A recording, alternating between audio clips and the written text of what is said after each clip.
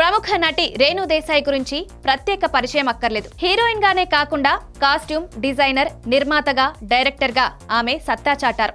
అయితే పెళ్లి తర్వాత చాలా గ్యాప్ తీసుకున్న ఆమె టైగర్ నాగేశ్వరరావు సినిమాతో రీ ఎంట్రీ ఇచ్చారు.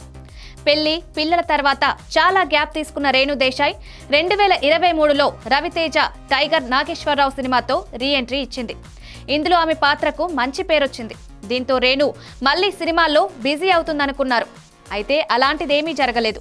టైగర్ నాగేశ్వరరావు విడుదలై ఏడాదిన్నర గడిచినా ఇప్పటి వరకు ఏ కొత్త సినిమాను అనౌన్స్ చేయలేదు ఈ అందాల తార. ప్రస్తుతం సామాజిక సేవా కార్యక్రమాలతో రేణు దేశాయ్ బిజీగా ఉంటోంది.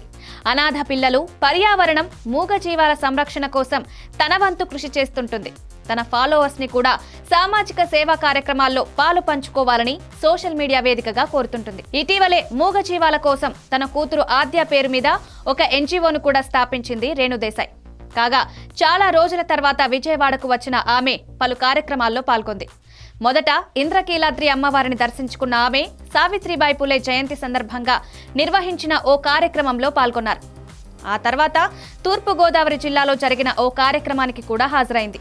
ఈ సందర్భంగా రేణు దేశాయ్కు ఒక ఆసక్తికర ప్రశ్న ఎదురైంది. మీ కుమారుడు అఖీరానందన్ సినిమాల్లోకి ఎప్పుడు వస్తున్నాడు అని రేణుని అడిగారు. దీనికి స్పందించిన ఆమె, ఈ సమయం కోసం నేను కూడా ఎంతో ఆసక్తిగా ఎదురుచూస్తున్నాను. ఒక తల్లిగా మీ అందరికంటే నాకే ఎక్కువ ఆసక్తి ఉంటుంది.